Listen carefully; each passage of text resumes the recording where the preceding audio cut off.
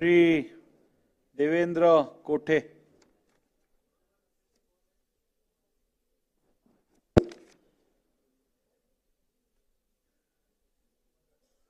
धन्यवाद अध्यक्ष महोदय। सोलापूर शहराला उजनी ते सोलापूर असे दुहेरी पाईपलाईनचं काम अनेक वर्षापासून संत गतीने सुरू आहे। यामुळे उजनी धरण सोलापूर जिल्ह्यात असून सुद्धा सोलापूर शहराला आठवड्यातून एकदा पाणी पुरवठा होत आहे। यासाठी महापालिका प्रशासन कुठेतरी कमी पडताना दिसत आहे। 110 किलोमीटर पैकी 106 किलोमीटरचं काम पूर्ण झालेलं आहे। केवळ 4 किलोमीटरचं काम प्रलंबित असताना देखील हे काम पूर्णत्वास होत नाहीये। त्याचबरोबर महापालिका प्रशासनाच्या वतीने शहराला आज आठवड्यातून एकदा पाणी दिलं जातं। मागील अनेक वर्षापासून दुहेरी पाईपलाईन पूर्ण झाल्यानंतर रोज किंवा एक दिवस आड पाणी होईल असं महापालिका प्रशासन सांगत असताना आज त्या जलशुद्धीकरणाची केंद्राची जागाच महापालिकेने अद्याप ताब्यात घेतलेली नाही। अनेक ठिकाणी नॅशनल हायवेमुळे जागा ताब्यात घेतली नाही। अशा अनेक अडचणीमुळे हे काम प्रलंबित राहत असल्याचं महापालिका प्रशासन सांगत आहे। मी सरकारच्या द्वारे महापालिकेला सूचना देऊन हे काम लवकरात लवकर पूर्ण होऊन सोलापूर शहराला नियमित पाणी पुरवठा होण्यासाठी सूचना व्हावेत अशी या औचित्याच्या मुद्द्याच्या द्वारे विनंती करतो। बोला बोला। मी आपल्या माध्यमातून सरकारचं लक्ष वेधू इच्छितो। धाराशिव जिल्ह्यात अध्यक्ष महोदय मागच्या 2 महिन्यापासून बिबट्याचा मुक्त वावर होतोय। शेतकऱ्यांमध्ये नागरिकांमध्ये भीतीचं वातावरण आहे। लोकांना बिबट्या दिसतो, शेतकऱ्यांना दिसतो, काही शेतकऱ्यांवर हल्लाही केला, काही पशुधनाचं नुकसानही केलं, परंतु अद्यापपर्यंत वन विभाग या बिबट्यांना जेरबंद करण्यात यशस्वी ठरलं नाही। अध्यक्ष महोदय माझी विनंती एवढीच आहे शासनाला की नागरिकांमध्ये शेतकऱ्यांमध्ये भीतीचं वातावरण घालवत असले हे बिबटे जे 2-3 बिबटे धाराशिव जिल्ह्यात मागच्या 2 महिन्यापासून मुक्त वावर करतायत त्याचा जेरबंद लवकरात लवकर करण्यात यावा। धन्यवाद अध्यक्ष महोदय। श्री किसन वानखेडे। मी उमरखेड विधानसभा मतदारसंघातून येतो। उमरखेड विधानसभा मतदारसंघामध्ये पेनगंगा नदी आहे, त्याच्या वरच्या बाजूला इसापूर धरण आहे। परंतु धरण असल्यामुळे भविष्यामध्ये किंवा उन्हाळ्यामध्ये नदीला पाणी नसते, त्यामुळे शेतकऱ्यांचं नुकसान होते, त्याचबरोबर पशूंना सुद्धा पाणी पियाला मिळत नाही। अशा परिस्थितीमध्ये कॅनलला व्यवस्थित पाणी सोडण्याचं नियोजन व्हावं व नदी पात्रात पशुसाठी आणि शेतकऱ्यासाठी पाणी असावं अशी माझी ह्या ठिकाणी सभागृहाला व आपल्याला विनंती आहे।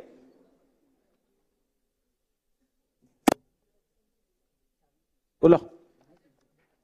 अध्यक्ष महोदय, हा शेतकऱ्यांच्या दृष्टिकोनातून अतिशय महत्त्वाचा मुद्दा आहे। राज्यातील शेतकऱ्यांना शेतीला पाणी पुरवठा करण्यासाठी आवश्यक असलेले विद्युत पाणी पंप कनेक्शन अर्ज महावितरण कंपनीने ऑनलाईन अथवा ऑफलाईन उपलब्ध करून देणे आवश्यक असताना संबंधित कर्मचारी शेतकऱ्यांना सौर ऊर्जा पंप कनेक्शन घेण्याची सक्ती करीत आहेत। सौर ऊर्जा पंप ही काळाची गरज जरी असली तरी शेती पाणी पुरवठा करणाऱ्या विद्युत पंपाच्या बाबतीत या पर्यायाची यशस्वीरित्या अद्यापही कसोटीवर खरी उतरली नसल्याने शेतकऱ्यांना महावितरण प्रचलित विद्युत पाणी पंप कनेक्शन उपलब्ध करून देणे गरजेचे न्याय आणि त्यांचा अधिकार असल्याने नवीन विद्युत कनेक्शनसाठी ऑनलाईन अर्ज स्वीकारून तसेच कोटेशन देऊन प्राधान्य क्रमाने वीज पंप बसवण्यासाठी विद्युत कनेक्शन उपलब्ध करून देणे महाराष्ट्र शासनाने संबंधित विभागाला तात्काळ आदेशित करण्यात यावे हे मी औचित्याच्या मुद्द्याद्वारे मांडत आहे। धन्यवाद। चला शेवटचं संजय केळकरजी। अध्यक्ष महोदय, ठाणे शहरामध्ये विशेष करून घोडबंदर भागामध्ये पाण्याचा प्रश्न नेहमीच भेडसावत असतो। त्या ठिकाणी टँकरने पाणी पुरवठा करायची पाळी येते आणि लाखो रुपये तिथल्या निरनिराळ्या सोसायट्यांना मोजावे लागतात। अध्यक्ष महोदय, महापालिकेने मुंबई महापालिकेकडे विनंती केलेली आहे, पत्र दिलेलं आहे की 25 MLD पाणी आम्हाला जर आपल्याकडनं मिळालं, परंतु सुरुवातीला निदान 50चं जरी केलेलं असलं तरी देखील 25 MLD जरी आत्ता सुरुवातीला मिळालं तरी हा जो टँकरने पाणी पुरवठा करायला लागतोय तो थांबू शकतो। आणि त्याच्यामुळे आपल्या माध्यमातून मी आपल्याला विनंती करतो, कारण ठाण्याला लोकसंख्या एकीकडे वाढते, उंच उंच इमारती त्या ठिकाणी होत आहेत, 50-50 माळ्याच्या इमारती एक नाही, दोन नाही, 50 इमारती होत आहेत. पाणी कुठून त्यांना देणार? आणि त्यामुळे हा पाण्याचा प्रश्न तातडीने सोडवण्याकरता आपल्या माध्यमातून मुंबई महापालिकेला जी पत्र दिलेलं आहे, माझ्या माध्यमातून देखील मुंबई महापालिकेला मी पत्र दिलेलं आहे. तर त्या पत्राच्या माध्यमातून त्या ठिकाणी ताबडतोब किमान 25 MLD, 50 तर दिलेलं असलं तरी देखील किमान 25 MLD पाणी जे आहे ते त्वरित देण्याची विनंती जी आहे ती आपल्या माध्यमातून मी करत आहे. ठीक आहे, आता औचित्यासाठी ऐकून घ्या, बसा. आपण प्रत्येक दिवशी 1 तास औचित्य घेणार आहोत. आज आपण 11:10 सुरू केलं, 12:10 पर्यंत होतं, आता 12:13 झाली आहेत. त्यामुळे उरलेल्या औचित्याचे मुद्दे उद्या घेतले जातील. चला पुढे. कल लीजिए.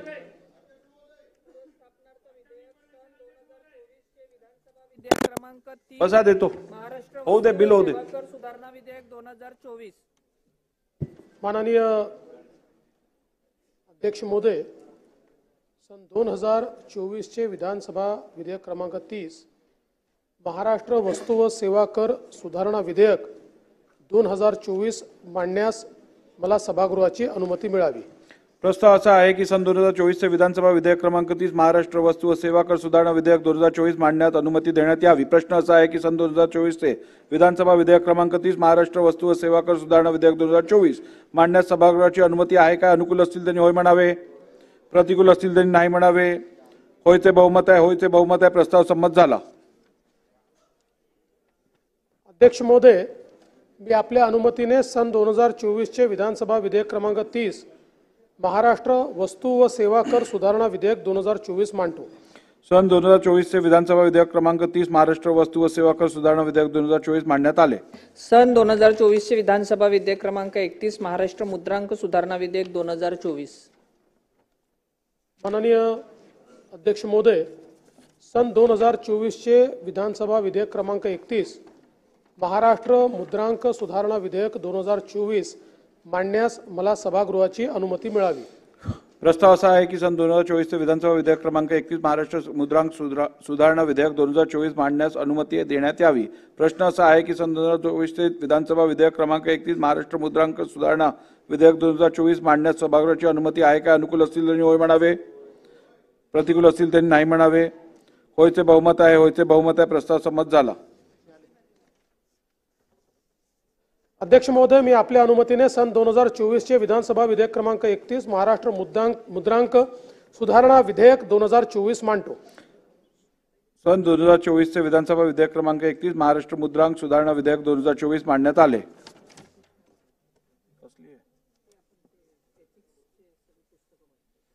सभागृहाच्या कामकाजात सहभाग घेतेवेळी सन्मान्य सदस्यांनी पाळावयाच्या संसदीय सभ्याचार आणि शिष्टाचार आचारसंहिता याबाबत संसदीय सभ्याचार आणि शिष्टाचार आचारसंहिता या विषयाची पुस्तिका सर्व सन्मान्य सदस्यांना त्यांच्यासाठी राखून ठेवण्यात आलेल्या टपालखान्याद्वारे वितरित करण्यात आली आहे.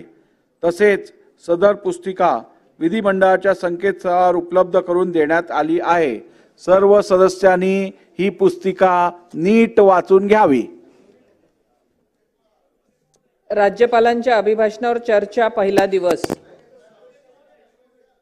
अध्यक्षांनी पण घाबरू नका. चला. परागळवणीजी. काय ते एवढं सगळं तुम्ही वाचा, मी बोलतो. सचिव आता ठीक आहे. मान्य राज्यपालांच्या अभिभाषणावरील आभार प्रदर्शनाच्या प्रस्तावावरील चर्चा आज मंगळवार दिनांक 17 डिसेंबर 2024 व बुधवार दिनांक 18 डिसेंबर 2024 रोजी घेण्यात येणार आहे. सदर दोन्ही दिवसांचे कामकाज लक्षात घेता सर्वसाधारणपणे पहिल्या दिवशी 3 तास व दुसऱ्या दिवशी 4 तास याप्रमाणे अंदाजे एकूण 7 तास चर्चेकरिता उपलब्ध आहेत. मान्य मुख्यमंत्री महोदयांच्या उत्तरासह सत्तारूढ पक्षाला निम्मा वेळ, विरोधी पक्षाला निम्मा वेळ देण्यात येईल. प्रस्तावकांच्या भाषणासाठी 15 मिनिटे देण्यात येतील व प्रस्तावाला पाठिंबा देणाऱ्या अनुमोदकांना प्रत्येकी 10 मिनिटं देण्यात येतील. ज्या सन्मान्य सदस्यांना चर्चेत भाग घ्यायचा आहे त्यांनी आपली नावे आपल्या पक्षाच्या प्रतोदामार्फत माझ्याकडे 10 मिनिटात पाठवावीत. नावे प्राप्त झाल्यानंतर भाषणावर वेळेचे बंधन घालावे काय याचा विचार करता येईल. या आभार प्रदर्शनाच्या प्रस्तावास सदस्यांकडून काही सुधारणा सुचवण्यात आल्या आहेत. सुधारणांची एकत्रित यादी माननीय सदस्यांना वितरित करण्यात आली आहे. सन्मान्य सदस्य ॲडव्होकेट पराग अळवणी विधानसभा सदस्य यांनी चर्चेला सुरुवात करावी. चला परागजी. अध्यक्ष महोदय, माननीय राज्यपाल महोदयांनी च्या अभिभाषणाच्या निमित्ताने उद्या सकाळी सर्वप्रथम माननीय राज्यपाल महोदयांचे मी या ठिकाणी आपल्या सर्वांच्या वतीने आभार मानतो. चालू करतो. अध्यक्ष महोदय, या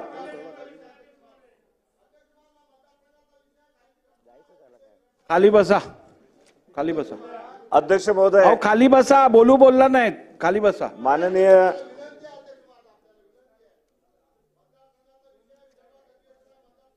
तुम्ही एक चालू केल्यावर सगळा सभागृह चालू होणार. खाली बसा. परागजी बोला आपण. अध्यक्ष महोदय, माननीय राज्यपाल महोदयांच्या अभिभाषणावर या चर्चेमध्ये ठीक आहे, चर्चेनंतर देतो. बसा. आभार मानतो. चर्चेनंतर देतो. अध्यक्ष महोदय, या नवीन विधानसभेच्या निवडणुकीच्या नंतर राज्यपाल महोदयांनी सर्वप्रथम सर्व सदस्यांचे निवडून आल्याबद्दल अभिनंदन केले आहे. मी आपल्या सर्वांच्या वतीने माननीय राज्यपाल महोदयांचे आभार मानतो. आणि सुरुवातीलाच माननीय राज्यपाल महोदयांनी नवनिर्वाचित मुख्यमंत्री देवेंद्र फडणवीस साहेब, नवनिर्वाचित उपमुख्यमंत्री माननीय एकनाथ शिंदे साहेब, अजितदादा पवार साहेब यांचेही अभिनंदन केले आहे. मी सुद्धा या सर्वांचे अभिनंदन करतो. नवनिर्वाचित मंत्री महोदयांचेही या ठिकाणी अभिनंदन करतो. अध्यक्ष महोदय, एक जबरदस्त असं मताधिक्य घेऊन हे नवीन सरकार या ठिकाणी स्थापन झालेलं आहे. आणि या माननीय राज्यपाल महोदयांच्या अभिभाषणामधील सर्व मुद्दे आपण पाहिले आणि कशा पद्धतीने राज्य सरकारने महाराष्ट्र राज्याच्या प्रगतीसाठी विविध योजना, विविध निर्णय घेतले आहेत त्याचा उहापोह या अभिभाषणामध्ये झालाय. आणि एका अर्थाने नुकत्याच झालेल्या निवडणुकीमध्ये महाराष्ट्राच्या जनतेने सुद्धा या सर्व मुद्द्यांवर पाठिंबा दर्शवत हे प्रचंड मताधिक्य महायुतीच्या सरकारला दिलेलं आहे. अध्यक्ष महोदय, या महाराष्ट्राच्या जनतेने मागच्या 10 वर्षामध्ये 2 सरकार पाहिली. 7.5 वर्ष महायुतीचं सरकार पाहिलं, ज्यात पहिली 5 वर्ष माननीय देवेंद्रजींचं सरकार मुख्यमंत्री म्हणून होते. आणि त्यानंतर अर्थातच ज्याला मॅन्डेट नव्हतं परंतु जबरदस्तीचं असं एक सरकार हे सुद्धा महाराष्ट्राच्या जनतेने पाहिलं. आणि त्यानंतर पुन्हा एकदा माननीय एकनाथ शिंदे साहेबांच्या उठावानंतर पुन्हा एकदा महायुतीचं सरकार महाराष्ट्राच्या जनतेने पाहिलं. आणि त्यामुळे या निवडणुकीमध्ये 2च पर्याय जनतेसमोर होते. एक प्रगती सरकार आणायचं की प्रत्येक प्रगतीच्या आड येत स्थगिती देणारं सरकार आणायचं. हा अतिशय सुस्पष्ट पर्याय लोकांच्या समोर होता आणि लोकांनी तो अतिशय सुस्पष्टपणे हा प्रगतीच्या बाजूने मतदान केलेलं आपल्याला दिसतं. अध्यक्ष महोदय, अनेक प्रगतीच्या योजना अनेक प्रकारांनी या ठिकाणी जनतेला न्याय देण्याचं काम मागील कालखंडामध्ये सरकारने केलं आणि त्याचाच उहापोह माननीय राज्यपालांच्या अभिभाषणामध्ये आपल्याला दिसतो. अध्यक्ष महोदय, या सर्वाची चर्चा करत असताना सर्वप्रथम एक अत्यंत महत्त्वाचा उल्लेख माननीय राज्यपाल महोदयांनी केला, तिथून मी सुरुवात करतो. आणि माननीय पंतप्रधान नरेंद्र मोदीजी यांचे महाराष्ट्राच्या जनतेच्या वतीने आपल्या सर्वांच्या वतीने मी आभार यासाठी मानतो की जी एक मागणी वर्षानुवर्ष महाराष्ट्राच्या जनतेची होती की मराठी भाषेला अभिजात दर्जा हा प्राप्त व्हावा आणि ती मागणी मान्य करण्याचं काम केंद्र सरकारने केलं। त्याच्याबद्दल माननीय राज्यपाल महोदयांनी सुद्धा त्याचा उल्लेख केलेला आहे आणि मी सुद्धा माननीय पंतप्रधान नरेंद्र मोदीजी यांचे आभार मानतो। अध्यक्ष महोदय, या अभिजात दर्जा प्राप्त झाल्यानंतर अनेक दालनं मराठी भाषेसाठी खुली होणार आहेत। 450 पेक्षा अधिक विद्यापीठांमध्ये मराठी भाषेचा अभ्यास करण्यासाठी विविध प्रकारची विशेष केंद्र उघडली जातील, अधिक निधी मिळेल। परंतु आजही अभिजात दर्जा म्हणजे काय आणि त्याच्यातून निर्माण होणारे आणखीन कुठली दालनं आपल्याला उपलब्ध होणार आहेत याची माहिती लोकांपर्यंत पोहोचण्याची आवश्यकता आहे। आणि एक अपेक्षा व्यक्त करतो आपल्या सरकारकडून की या मराठी भाषेला जो अभिजात दर्जा प्राप्त झालेला आहे त्या संदर्भातली एक जनजागृती मोहीम ही गावागावापर्यंत कशा पद्धतीने ह्या पुढील काळामध्ये मराठी भाषेसाठी एक नवीन दालनं उघडली जाणार आहे, त्याचा लाभ जनतेने कसा घ्यावा त्याबद्दल एक जनजागृती मोहीम सरकारने करावी। अध्यक्ष महोदय, या ठिकाणी देशाच्या जीडीपी पैकी 14% जीडीपी हा एकटा शेअर 14% शेअर हा एकट्या महाराष्ट्र राज्याचा राहिलेला आहे आणि त्यामुळे राज्यामध्ये उद्योग वाढीसाठी उद्योग निर्मितीसाठी ज्या सरकारने वेगवेगळ्या योजना राबवल्या, जे निर्णय घेतले त्याचा एक आपल्या नजरेस येतं की त्याच्यामुळेच उद्योग निर्मिती कशा पद्धतीने होते आहे त्याचा सुद्धा उल्लेख माननीय राज्यपालांच्या अभिभाषणामध्ये आपल्याला मिळालेला। अध्यक्ष महोदय, मधल्या काळामध्ये एक असं सरकार आपण पाहिलं की ज्या सरकारच्या काळामध्ये लॉ अँड ऑर्डर सिच्युएशन खराब झाली आणि त्याचाच फटका मला असं वाटतं की विरोधकांना सुद्धा या निवडणुकीमध्ये बसला।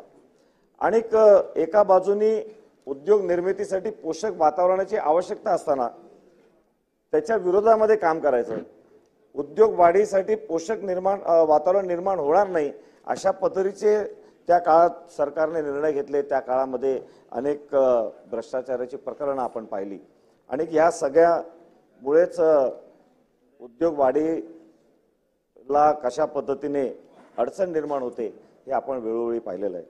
परंतु या ठिकाणी उल्लेख करावा लागेल की माननीय देवेंद्रजींच्या 2014 ते 19च्या कार्यकाळातलं विशेष करून ईज ऑफ डुईंग बिझनेससाठी उचललेली पावलं असतील किंवा मागील 2.5 वर्षामध्ये सुद्धा माननीय एकनाथ शिंदे साहेबांच्या नेतृत्वाखालील सरकारने ज्या उद्योग वाढीसाठी उद्योग निर्मितीसाठी महाराष्ट्रामध्ये अधिकाधिक उद्योग येण्यासाठी जे प्रयत्न केले, मला वाटतं त्याचा या ठिकाणी लाभ झालेला आपल्याला दिसतो।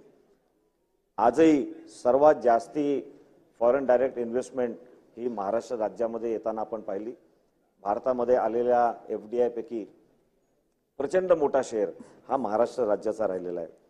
मागील 2.5 वर्षामध्ये विशेष करून अनेक प्रयत्न झाले आणि त्याचा लाभ आपल्याला होताना दिसतो आणि त्यामुळे माननीय राज्यपाल महोदयांनी सुद्धा ज्याचा उल्लेख केला आहे, मी सुद्धा या ठिकाणी विश्वास व्यक्त करतो की 1 ट्रिलियन इकॉनॉमी पर्यंत मजल मारण्याचं पहिलं राज्य हे महाराष्ट्र सरकार माननीय देवेंद्रजी, माननीय एकनाथ शिंदे साहेब, माननीय अजितदादा यांच्या नेतृत्वाखाली महाराष्ट्र राज्य हे निश्चितपणे पहिलं राज्य ठरेल असा मी सुद्धा या ठिकाणी विश्वास व्यक्त करतो। अध्यक्ष महोदय,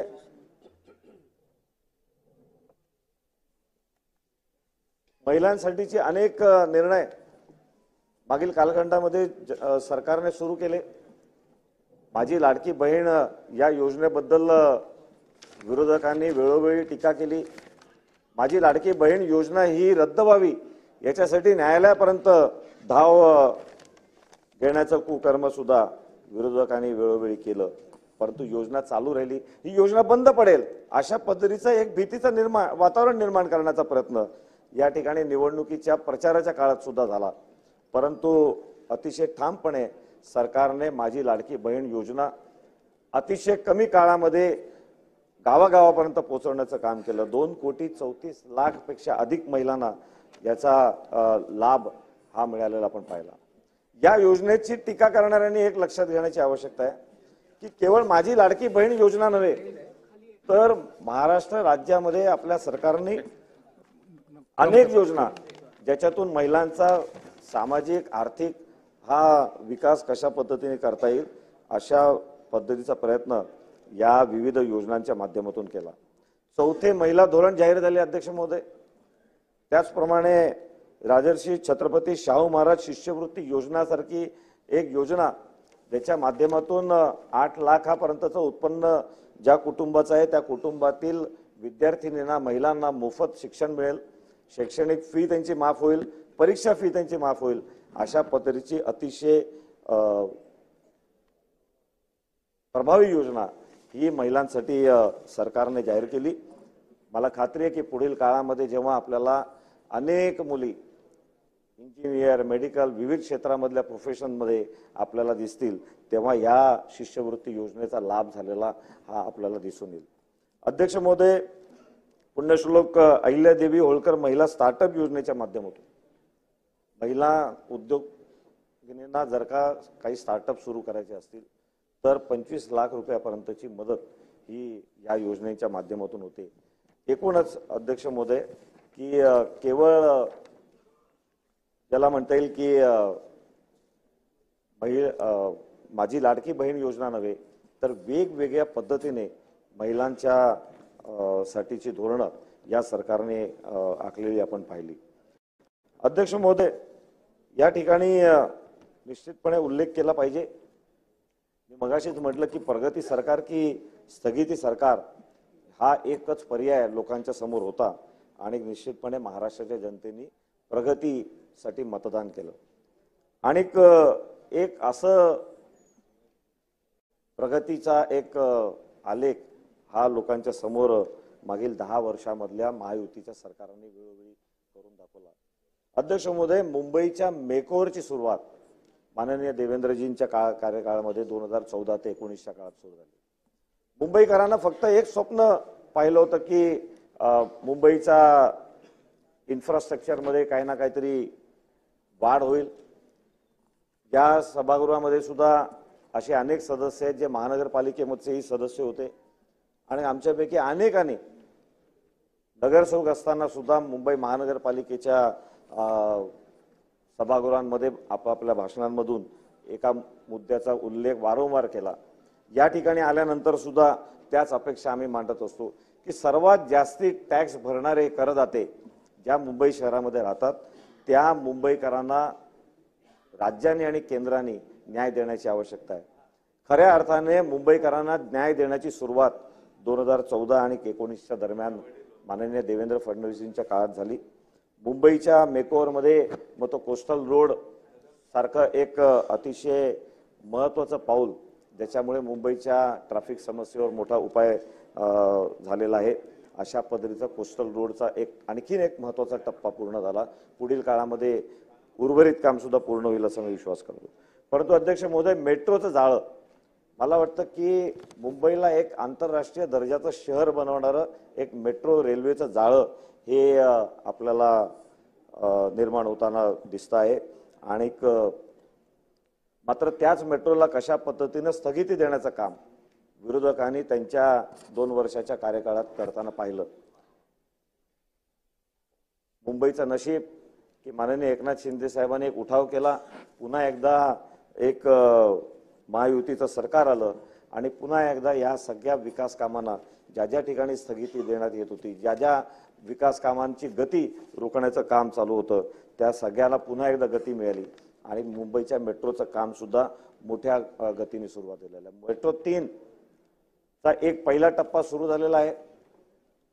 जी स्वप्न मुंबईकरांनी पाहिली की मुंबईत सुद्धा भुयारी मार्गाचा मेट्रो असू शकतो का, ते प्रत्यक्षात उतरवण्याचं काम हे सरकारने केलं, ज्याचा उल्लेख हा माननीय राज्यपाल महोदयांनी त्यांच्या अभिभाषणात केलेला आहे। आणि त्यामुळे मी राज्य सरकारचे माननीय देवेंद्रजींचे मनापासून अभिनंदन करतो की या मेट्रोच्या जाळ्यामुळे मुंबईचा मेकओव्हर तर होणारच आहे, मुंबईच्या ट्रॅफिक इन्फ्रास्ट्रक्चरसाठी ट्रॅफिक समस्येसाठी सुद्धा एक खूप मोठं पाऊल हे उचललं जात आहे। अध्यक्ष महोदय, मला या ठिकाणी एक उल्लेख करायचा आहे की फार पूर्वीच्या एका सरकारने मेट्रो 1 पासून मेट्रोची सुरुवात केली, परंतु जवळजवळ 12 वर्ष गेले 12 किलोमीटरची एक लाईन बनवायला. आणि आजही लक्षात असं येतं की प्रॉपर व्हिज्युअलायझेशन तेव्हा न केल्यामुळे आजही त्या मेट्रो 1ला एवढा गर्दी त्या ठिकाणी असते. जेवढे आवश्यक संख्येमध्ये कोच असायला हवे होते त्या मेट्रो 1ला तेवढे नाही आहेत. आणि त्यामुळे जशी मुंबईची रेल्वे ही खचाखच भरलेली असते त्याच पद्धतीचा मेट्रो 1ची ही हालत झाली.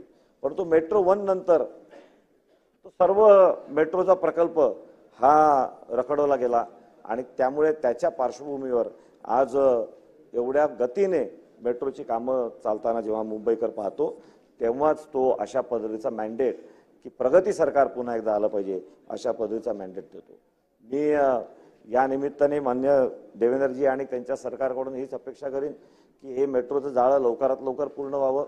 आज मेट्रो 1चा जो रूट आहे अंधेरी कुर्ला रोड पूर्वेकडे रेल्वेच्या वेस्टर्न रेल्वेच्या आणि पश्चिमेकडचाही हा सगळा इंडस्ट्रियल बेल्ट आहे अध्यक्ष महोदय, हा सगळा कमर्शियल बेल्ट आहे आणि त्यामुळे त्या ठिकाणच्या मेट्रो 1 हे योग्य प्रकारे न झाल्यामुळे त्याचा सुद्धा काही ना काहीतरी पुनर्विचार हा राज्य सरकारने करण्याची आवश्यकता आहे. मेट्रो 1ला कशा पद्धतीने ताकद देता येईल किंवा मेट्रो 1ला आणखीन पर्याय अंधेरी कुर्ला रोड चं ट्रॅफिक कंजेशन कशा पद्धतीने त्याच्यावर उपाय करता येईल याचा सुद्धा विचार राज्य सरकारने करावा हीच मी विनंती करेन. अध्यक्ष महोदय, अनेक मुद्दे माननीय राज्यपाल महोदयांच्या अभिभाषणातले ज्याच्या बद्दल राज्य सरकारचं अभिनंदन केलं पाहिजे. मी एकटा तर या ठिकाणी उभा राहून अभिनंदन करीनच, परंतु अलीकडच्याच काळामध्ये महाराष्ट्राच्या जनतेने भरभरून त्यांचं अभिनंदन आणि आशीर्वाद सरकारला देऊन पुन्हा एकदा तेच सरकार निवडून आणलेलं आहे. या सर्व अपेक्षा जनतेच्या हे सरकार पूर्ण करेल असा विश्वास व्यक्त करतो आणि पुन्हा एकदा माननीय राज्यपाल महोदयांचे आभार मानत माझं वक्तव्य पूर्ण करतो. खूप खूप धन्यवाद. सन्माननीय सदस्य चेतनजी तुपे.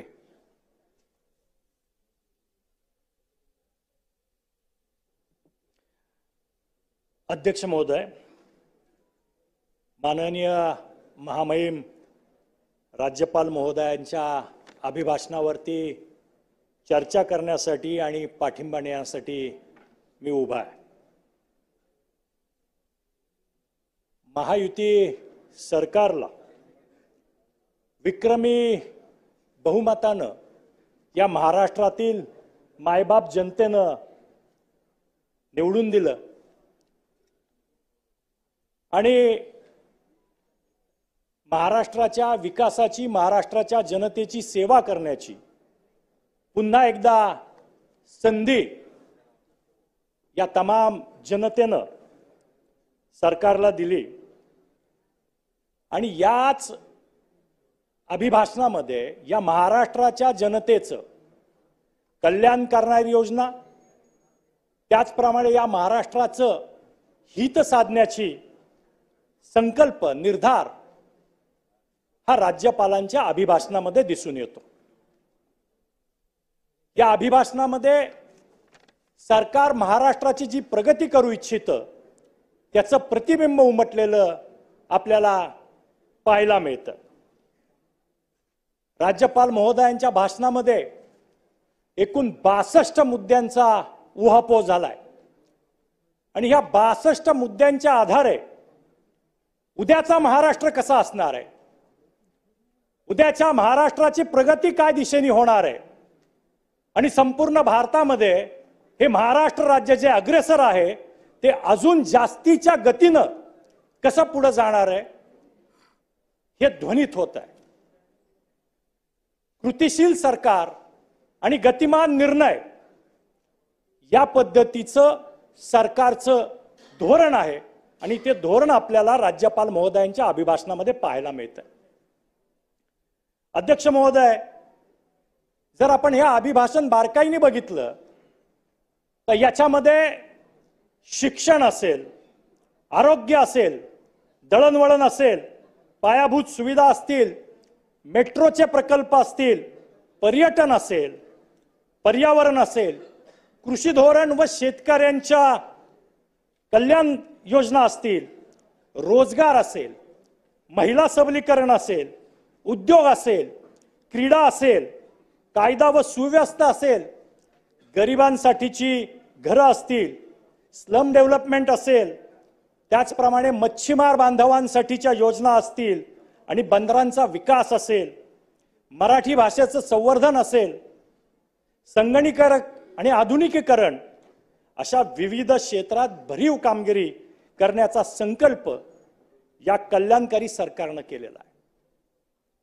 त्याच्यामुळे सर्व महाराष्ट्रातले जे राहणारी विविध भागात लोक आहेत, त्यांना ज्या गोष्टी हव्या आहेत त्या संपूर्ण गोष्टींचा बारकाईने विचार करून सरकारने आपला रोडमॅप आखलेला आहे.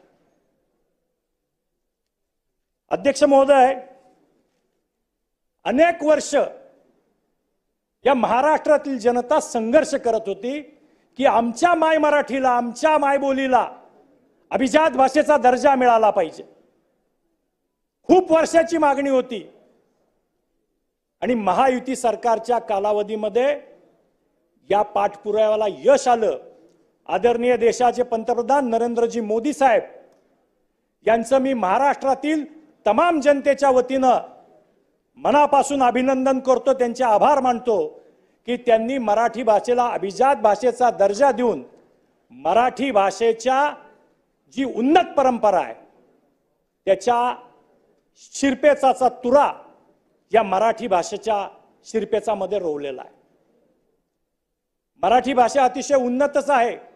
साहित्य वाड्मय खूप मोठं आहे. मग अभिजात भाषेची मागणी आम्ही का करत होतो या दर्जाची? कारण याच्यामुळं आता आम्हाला अनेक नवीन दालनं खुली होणार आहे. सगळ्या देशामध्ये विद्यापीठामध्ये मराठी भाषा आता शिकवणं आम्हाला सोयीस्कर होणार आहे. त्याच्यामुळं इतर राज्यामध्ये मराठी, महाराष्ट्रात तर आहेच, पण इतर राज्यामध्ये सुद्धा आता जे मराठी भाषिक राहतात त्यांना त्या ठिकाणी मराठी भाषेचा अभ्यास करता येईल. जगभरामध्ये मराठी भाषेचा प्रचार आणि प्रसार मोठ्या संख्येने होईल. आपण अभिमानाने सांगतो की जगामध्ये पहिल्या 10 ज्या भाषा बोली भाषा आहेत त्याच्यामध्ये मराठीचा क्रमांक लागतो. आणि अशी भाषा या अभिजात दर्जामुळे आता तिचं वैभव अजून खुलून दिसणार आहे, अजून तिच्या वैभवात भर पडणार आहे. अध्यक्ष महोदय, महाराष्ट्र राज्य मी म्हटल्याप्रमाणे हे अग्रेसर राज्य आहे या देशातलं आणि $1 ट्रिलियन अर्थसंकल्पातली व्यवस्था, अर्थसंकल्प करण्याचा आपला सगळ्यांचा मानस या ठिकाणी मुख्यमंत्री महोदय आणि संपूर्ण मंत्रिमंडळानं बोलून दाखवलेला आहे. देशामध्ये आपल्याला $5 ट्रिलियन अर्थव्यवस्था करायची आहे आणि त्यावेळी ज्यावेळी आमचा महाराष्ट्र सांगतो की आम्ही $1 ट्रिलियन अर्थव्यवस्था करणार, याचा अर्थ देशाच्या विकासातला 20% हिस्सा हा महाराष्ट्र उचलणार आहे. आणि हे आपल्या सर्वांच्या दृष्टीने अतिशय अभिमानाची बाब आहे आणि त्या दृष्टीने आपली सगळ्यांची पावलं पडतायत. हा महाराष्ट्र सक्षम हातात आहे. हा महाराष्ट्रामध्ये सक्षम सरकार आहे आणि जे सरकार लोककल्याणकाराच्या हिताच्या योजनांबरोबरच देशाच्या प्रगतीमध्ये सुद्धा हातभार लावू इच्छितं, अशा प्रकारचं एक सरकार या ठिकाणी जनतेने निवडून दिलंय. ही अतिशय सर्वांच्या दृष्टीने महत्त्वाची गोष्ट आहे. देशाच्या एकूण स्थूल उत्पन्नामध्ये राज्याचं योगदान 14% अधिक आहे आणि ते आपण 20% न्यायचं म्हणतोय. 23-24 या वर्षामध्ये 1,25,101 कोटी इतकी थेट परकीय गुंतवणूक महाराष्ट्र राज्यामध्ये आलेली. संपूर्ण देशामध्ये सगळ्यात जास्ती परकीय गुंतवणूक जर कुठल्या राज्यात होत असेल तर ती महाराष्ट्र राज्यात होते. 24-25 एप्रिल ते सप्टेंबर यामध्ये 1,13,236 कोटी परकीय गुंतवणूक झालेली आणि याच्यामुळे रोजगाराच्या मोठ्या संधी महाराष्ट्रामध्ये उपलब्ध होणार आहेत. कुशल अकुशल मनुष्यबळ हे महाराष्ट्रामध्ये मोठ्या प्रमाणात आहे. त्याच्यामुळे महाराष्ट्रामध्ये पुढील काळामध्ये अनेक युवकांना रोजगार निर्माण होणार आहे. पण एवढ्यावरच सरकार थांबलं नाही अध्यक्ष महोदय. सरकारनं जर्मनी सारख्या अतिशय प्रगत देशासाठी कुशल कामगार पुरवण्याचा 10,000 कुशल कामगार पुरवण्याचा त्या ठिकाणी करार केलेला आहे. त्यामुळं उद्याच्या काळात रोजगाराच्या संधी महाराष्ट्रात निर्माण होतील, पण युवकांना परदेशामध्ये सुद्धा रोजगाराच्या संधी निर्माण होतील इतका पुढचा विचार करणारं सरकार आज महाराष्ट्रामध्ये आहे. अध्यक्ष महोदय, गोरगरिबांचं स्वप्न काय असतं? मला चांगला रोजगार मिळाला पाहिजे, माझ्या कच्च्या बच्चांच्या डोक्यावरती एक छप्पर पाहिजे, आणि मी जिथे राहतो तिथे शांतता, कायदा, सुव्यवस्था पाहिजे. प्रधानमंत्री आवास योजनेच्या अंतर्गत शहरी भागांमध्ये 409 शहरामध्ये 3,82,200 घरांचं बांधकाम प्रगतीपथावर आहे. ज्या माणसाला स्वतःचं घर घ्यायचं कधी परवडलं नसतं, त्याला ते स्वप्न पाहणं सुद्धा महाग वाटत होतं, अशा गोरगरीब जनतेला आता हक्काचं घर मिळतंय आणि अत्यंत उत्कृष्ट दर्जाचं घर त्या ठिकाणी मिळतंय अध्यक्ष महोदय. आणि यासाठी केंद्राने 4,150 कोटी आणि राज्यांनी 4,475 कोटी रुपये त्या ठिकाणी दिलेले आहेत. आर्थिकदृष्ट्या दुर्बल घटकांसाठी 67,000 घरं बांधण्याची योजना सिडको मार्फत राबवण्यात येत आहे. त्यामुळं जी उद्दिष्ट आम्ही सांगतोय, सरकार जे सर्वसामान्य आपलंसं वाटतंय, आपलं सरकार वाटतंय, ते कशामुळे वाटतंय तर हे सर्वसामान्यांच्या हिताचे जे निर्णय होत आहेत, गरिबांना जी घरं मिळत आहेत, त्याच्यामुळे या सरकारवरती गोरगरीब जनतेचा विश्वास वाढत चाललेला आहे.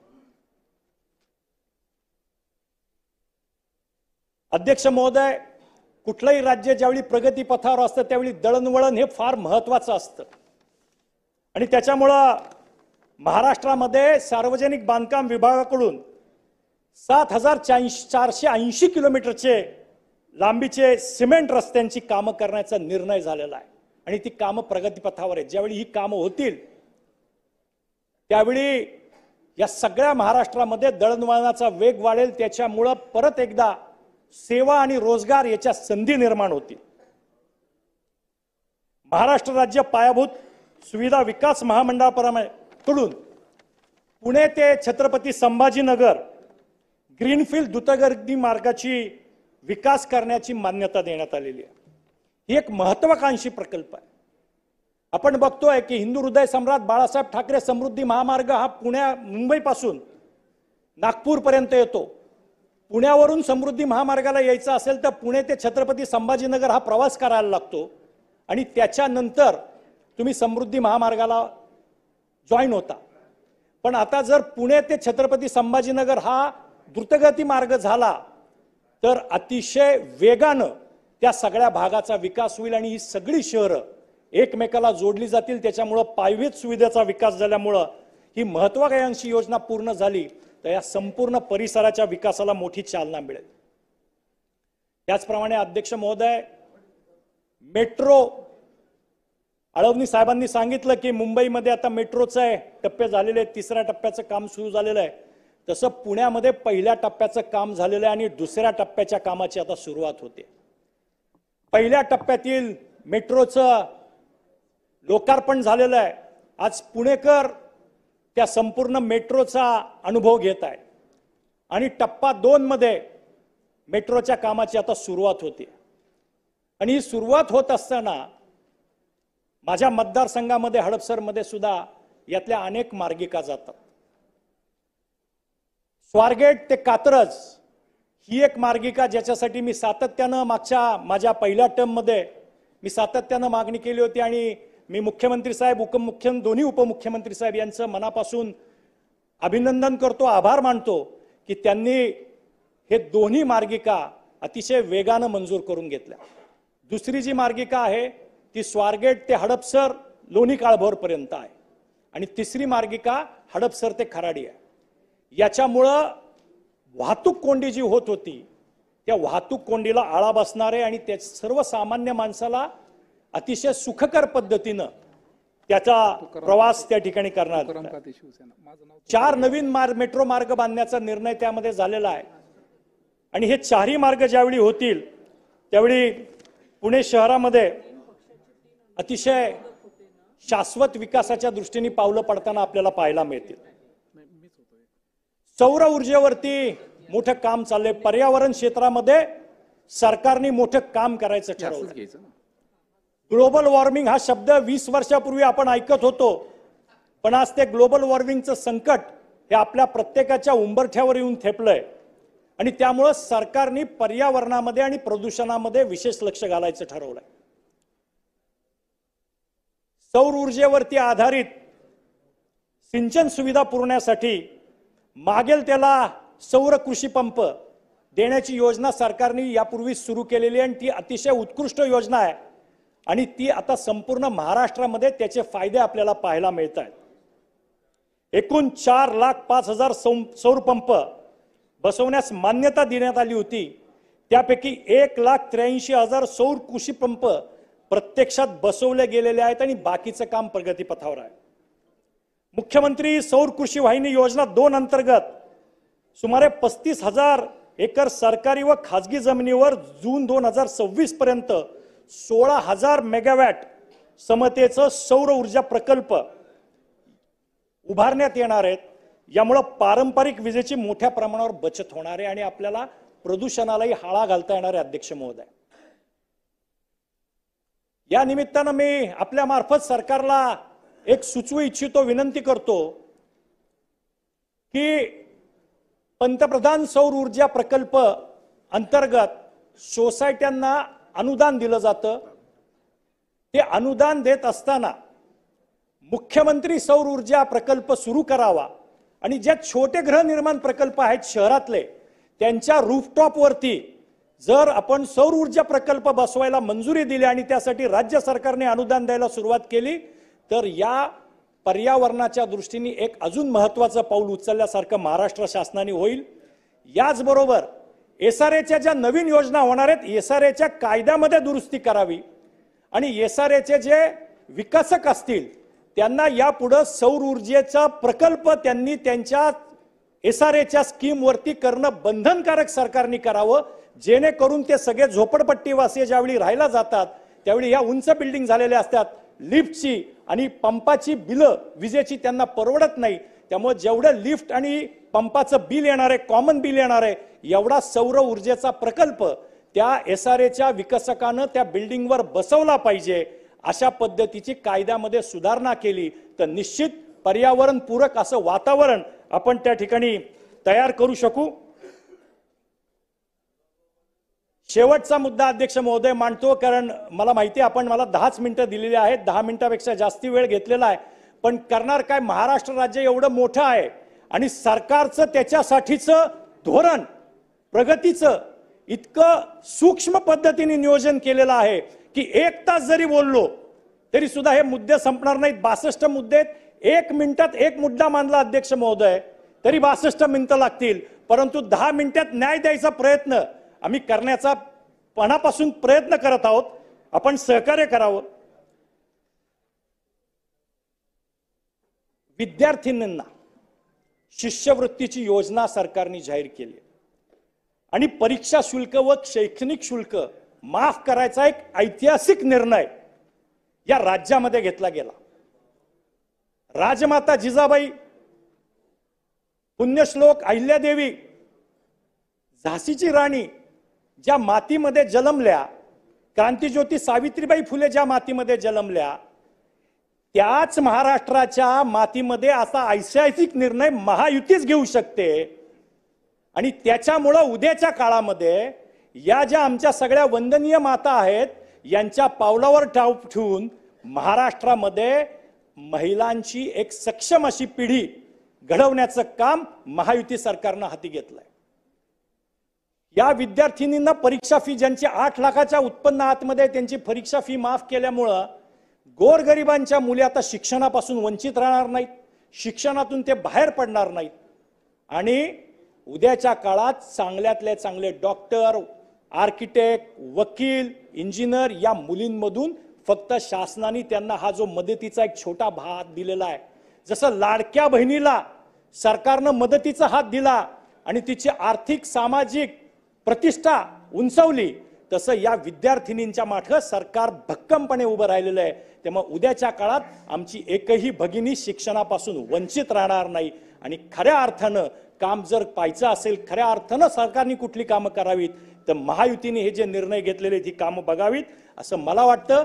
त्यामुळं मी या राज्यपाल महोदयांनी केलेल्या भाषणाला पाठिंबा देतो. त्याचप्रमाणे मुख्यमंत्री साहेब देवेंद्रजी फडणवीस, उपमुख्यमंत्री साहेब एकनाथजी शिंदे, उपमुख्यमंत्री अजितदादा पवार यांचं अभिनंदन करतो. आणि राज्यपाल महोदयांनी सर्वच नवनिर्वाचित आमदारांना अभिनंदन केले, शुभेच्छा दिल्या, त्याबद्दल सर्व नवनिर्वाचित आमदारांच्या वतीनं त्यांचेही आभार मानतो. धन्यवाद. सन्माननीय सदस्य भास्कररावजी जाधव. बर,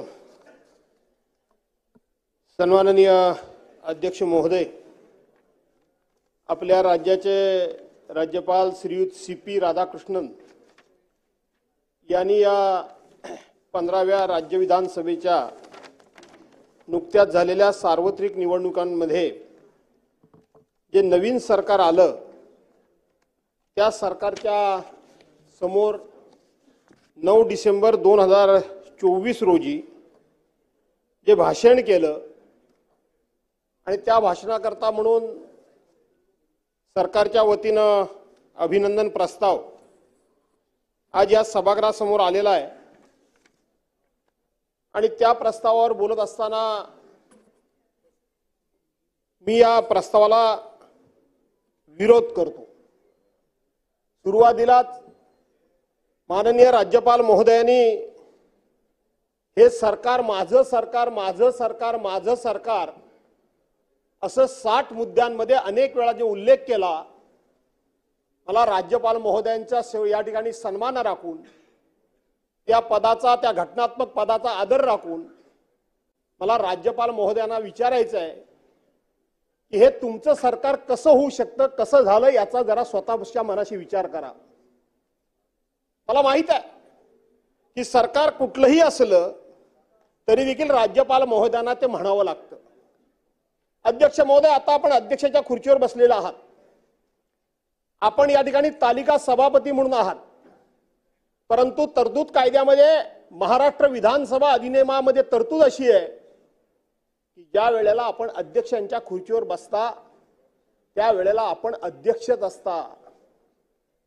जे अध्यक्ष निर्णय देऊ शकतात, निर्देश देऊ शकतात, तेच निर्णय देण्याचा, तोच निर्देश देण्याचा अधिकार आपण तालिका सभापती असला तरी सुद्धा, तालिका अध्यक्ष असला तरी सुद्धा आपल्याला लागू होतात. याचे अनेक प्रेसिडेंट, अनेक उदाहरणं आणि अनेक दाखले या ठिकाणी आहेत. अध्यक्ष महोदय, या सरकारनं शपथ कधी घेतली? 5 डिसेंबर 2024 रोजी संध्याकाळी 5 वाजता या सरकारने शपथ घेतली.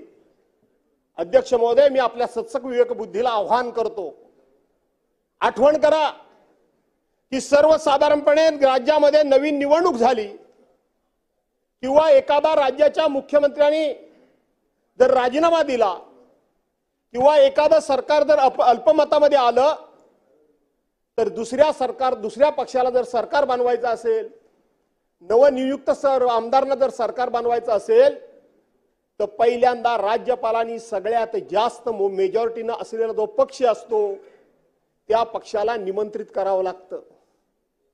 राज्यपाल महोदयांनी निमंत्रित केलं नाही तर जो पक्ष या ठिकाणी सरकार बनवू इच्छितो त्यानं आपल्याला समर्थन देणारे कोणकोणते पक्ष आहेत त्याची यादी घेऊन स्वतःहून राज्यपाल महोदयांच्याकडे जावं लागतं आणि राज्यपाल महोदयांना विनंती करावी लागते की आम्ही सरकार बनवू इच्छितो, आम्हाला सरकार बनवायला निमंत्रित करा.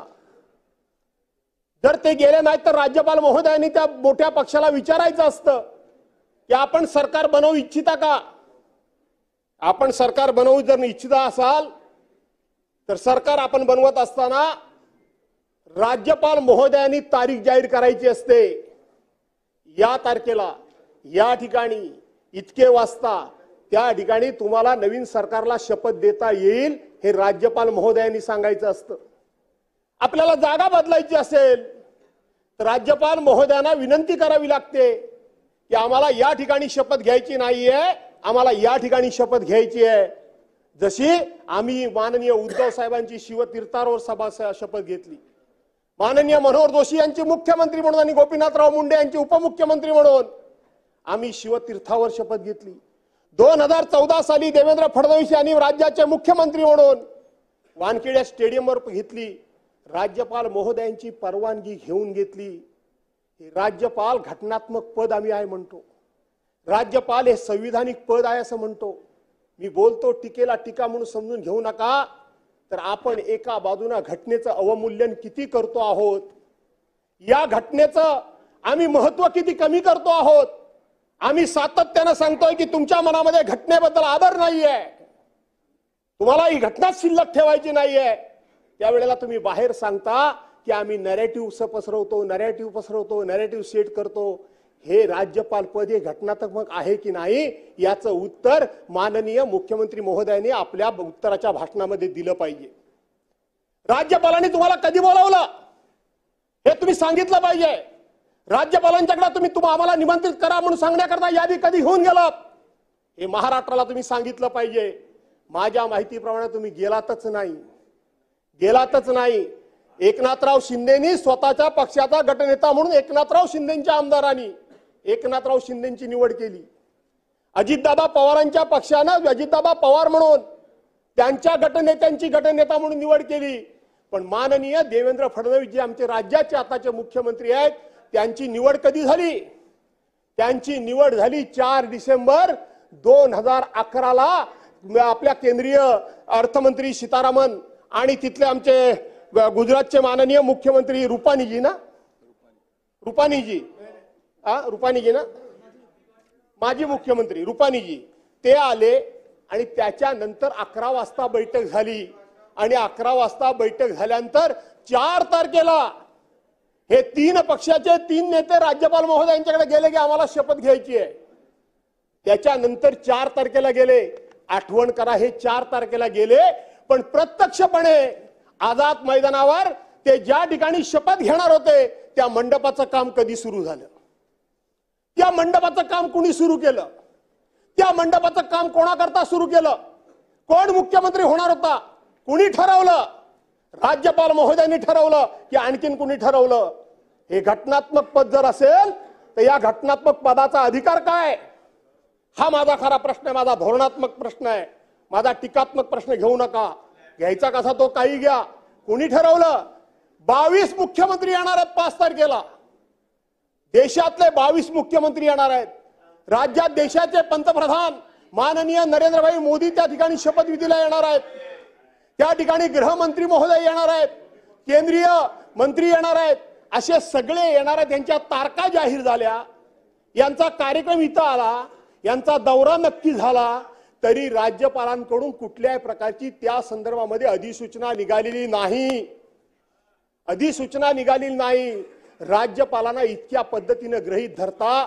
राज्यपाल हे एका कुठल्या तरी पक्षाचे असतात हे मला मान्य आहे, पण त्या खुर्चीवर बसल्यानंतर किमान त्या पदाची गरिमा राहिली पाहिजे, त्या पदाचा मान सन्मान राहिला पाहिजे, त्या पदाचं महत्व राहिलं पाहिजे। याचं भान राज्यपाल महोदयांना आहे की नाही? याचं भान राज्यपाल महोदयांना आहे की सन्माननीय नाही? सदस्य राज्यपालाचं अभिभाषण सन्माननीय सदस्य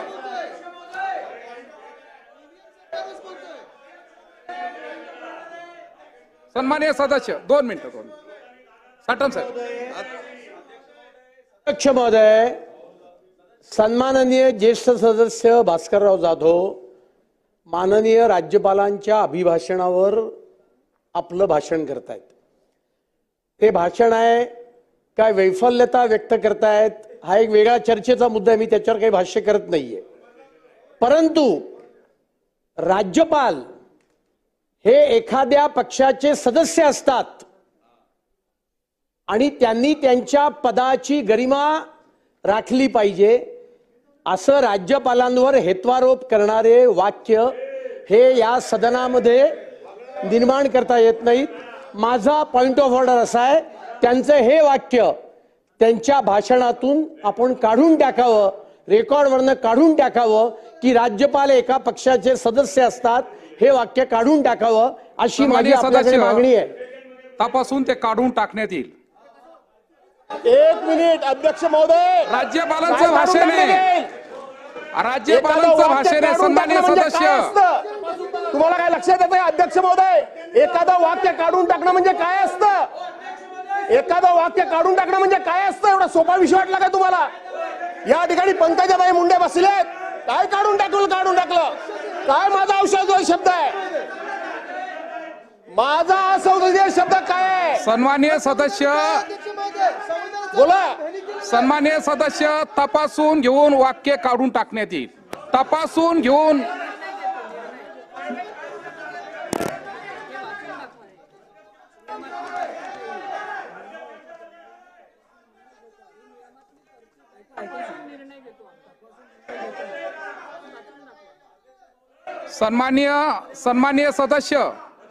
सन्माननीय सदस्य, भारत सरकारहून विभिन्न आहे असे मानून राष्ट्रपतीच्या आचरणावर किंवा राज्य सरकारहून विभिन्न आहे असे मानून कोणत्याही राज्यपालाच्या आचरणावर ठपका ठेवता कामा नये.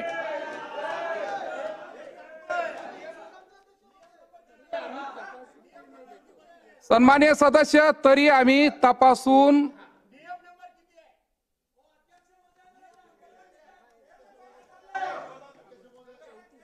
34 ऑर्डर 28.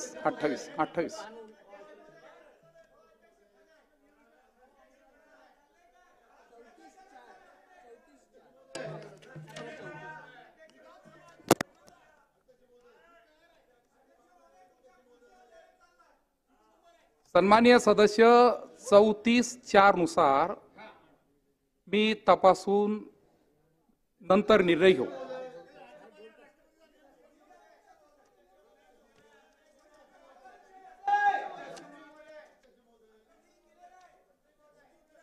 एक मिनिट, मंत्री महोदय बोलताय. मंत्री महोदय. अध्यक्ष महोदय, आपण या संदर्भामध्ये अध्यक्षांच्या दिलेल्या निर्णयाच्या नंतरही विरोधी पक्षाचा आक्षेप काय हे समजत नाही अध्यक्ष महोदय. इतकं वैफल्यग्रस्त झाले मंडळी अध्यक्ष महोदय की यांना अध्यक्षाचं सुद्धा आवाहन करण्याचं आता अध्यक्ष महोदय आता पर्यंत त्यांची बदल केलेली आहे. एकदा अध्यक्ष महोदय, या संदर्भामध्ये घटनेच्या तरतुदी स्पष्ट आहेत की मध्ये आपण मान्य राष्ट्रपती महोदय असतील, मान्य राज्यपाल महोदय असतील, आपण जे अध्यक्ष महोदय आता जे रुलिंग दिलं होतं हे कामकाजातून काढून टाकण्याचं जे आपण अध्यक्ष महोदय रुलिंग दिलं ते आज बरोबर होतं. याच्यामध्ये अध्यक्ष महोदय तपासण्याची काहीच गरज नाही आहे. म्हणून आमचा अध्यक्ष महोदय आग्रह आहे आणि पुन्हा अध्यक्षांच्यावर आक्षेप घेण्याचं जे काम अध्यक्ष महोदय सुरू आहे ते अतिशय चुकीचं आहे. या सभागृहाच्या प्रथा परंपरा ज्या आहेत सन्मान्य सदस्य भास्कररावजी, त्या अतिशय उच्च परंपरा आपण कायम ठेवल्या पाहिजे. आपण ज्येष्ठ सदस्य आहात, त्या ठिकाणी अध्यक्ष महोदय जे काही नवीन सदस्य आले त्यांना या प्रथा माहीत नाही आहेत. त्यामुळे त्या सगळ्या नव्या सदस्यांच्या माध्यमातून ते काही जे बोलण्याचा प्रयत्न करतायत त्यांना माझी या निमित्तानं सूचना आहे आणि विनंती आहे अध्यक्ष महोदय की त्यांनी सुद्धा या सभागृहाची जी गरिमा आहे ती त्यांनी ठेवली पाहिजे. पण अध्यक्ष महोदय, आपण जो निर्णय दिलेला आहे याच्या तपासणीची आवश्यकता नाहीये. आमची विनंती आहे की जो पहिला निर्णय दिला आपण अध्यक्ष महोदय की कामकाजातून हे आपण काढून टाकलेला आहे, अध्यक्ष महोदय निर्णय कायम ठेवा अशी आमची विनंती आहे आपल्याला. सन्माननीय सदस्य, 34(4) प्रमाणे आपण निर्णय घेतलेला आहे. मी आपल्याला फक्त सन्माननीय सदस्यांना विनंती करतो की माननीय राज्यपाल महोदयाच्या अभिभाषणावरती आपले 2 मिनिटं बाकी राहिले. आपण 2 मिनिटं राहिले साहेब, प्रत्येकाला 10 मिनिटं दिलेले आहे. राधाकृष्णजी, विखे पाटील साहेब. महोदय, याच्यावर चर्चाच होत नाही. आपण दिलेल्या निर्णयानंतर अध्यक्ष महोदय याच्यावर चर्चाच होऊ शकत नाही. अध्यक्ष महोदय, आपलं कामकाज सुरू करा, पुढील कामकाज अध्यक्ष महोदय सुरू करावं अशी आपल्याला विनंती आहे. अध्यक्ष निर्णयावर चर्चा होत नाही. अध्यक्ष महोदय, आपण निर्णय दिलेला आहे. सन्माननीय सदस्य 2 मिनिटांमध्ये कन्क्लूड करा. सन्माननीय सदस्य 2 मिनिटात कन्क्लूड करा. काय बोलताय काय सन्माननीय सदस्य, 12:53 मिनिटांनी तुमच्या चर्चेला सुरुवात झाली. माझं ऐकून पण घेणार नाही का? एकच मिनिट, माझं ऐकूनच घेणार नाही का तुम्ही? अध्यक्ष महोदय, माननीय अध्यक्ष महोदयांनी या चर्चेकरता 2 दिवसामध्ये 7 तासाची वेळ चर्चेला दिलेली आहे आणि त्याच्यामध्ये निम्मा वेळ मंत्र्यांच्या भाषणासह इकडं आणि निम्मा वेळ इकडं किती घ्यायचं ते आम्ही ठरवायचं. अध्यक्ष महोदय, आपण असं करू नका. 2 मिनिटं वगैरे मला कसं काय बसवणार अध्यक्ष महोदय? अजिबात चालणार नाही अध्यक्ष महोदय. सन्माननीय सदस्य बोलायला सुरुवात करा. आपण असं बोला, बोलायला सुरुवात असं करा. बोला, तुम्ही सांगा त्यांना बोलायला सुरुवात करा. आणि म्हणून अध्यक्ष महोदय, या सदनाचे सदस्य अतुलजी भातखळकर हे असे बोलले,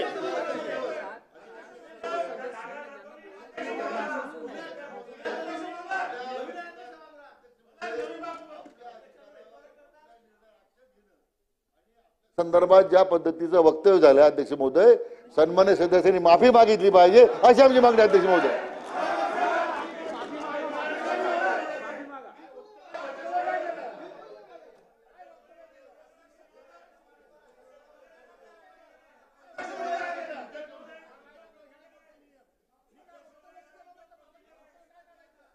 बोला बोला मंत्री महोदय बोला. अभिभाषणावर चर्चा सुरू आहे. आपण राज्यपालच्या अभिभाषणावर बोलू शकता. अध्यक्ष महोदय, सरकार कशी स्थापन झाली, दावा कधी पेश केला, हा विषय राज्यपालाच्या अभिभाषणात येऊ शकत नाही. त्यांना जर त्या पहिले घटनाबाह्य सरकार म्हणत होतं तर लोकांनी जबरदस्त बहुमताने निवडून दिलेलं अध्यक्ष महोदय, आणि या बहुमताने निवडून दिलेल्या सरकारावर पूर्ण बहुमत होतं, ऐतिहासिक बहुमत होतं. त्यामुळे त्यांना जर कुठलं चॅलेंज करायचं असेल तर त्यांनी सक्षम प्राधिकरणाकडे दाद मागावी. राज्यपालाच्या अभिभाषणावर न बोलता सत्ता कशी स्थापन झाली हे सर्व जे रेकॉर्डवर आलेले ते पूर्णतः काढून टाकावं. या आयुधाचा वापर करून सरकारच्या स्थापनेवर प्रश्नचिन्ह उपस्थित करता येणार नाहीत. ते सर्व जे भाषण रेकॉर्डवरून काढून टाकावं अशी माझी हरकत आहे.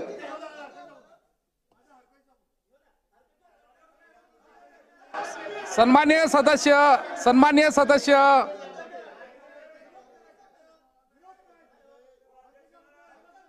हरकतीवर हरकतीचा मुद्दा नाही. सन्माननीय सदस्य,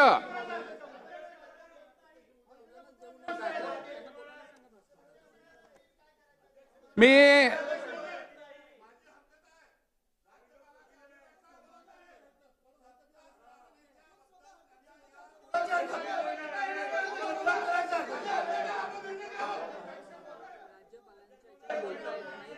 जो सन्माननीय मंत्री महोदय जयस्वाल साहेबांनी मुद्दा त्या संदर्भात हरकतीचा मुद्दा उपस्थित केला अध्यक्ष महोदय, अतिशय रास्त आहे.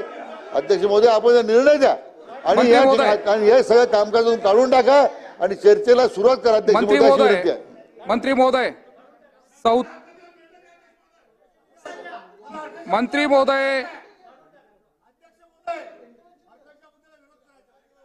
34 नुसार भारत सरकारहून विभिन्न आहे असे मानून राष्ट्रपतीच्या आचरणावर किंवा राज्य सरकारहून विभिन्न आहे असे मानून कोणत्याही राज्यपालाच्या आचरणावर ठपका ठेवता कामा नाही.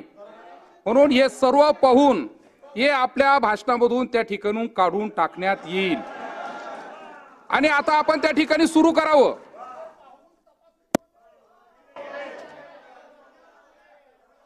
सन्माननीय सदस्य कान साफ करा.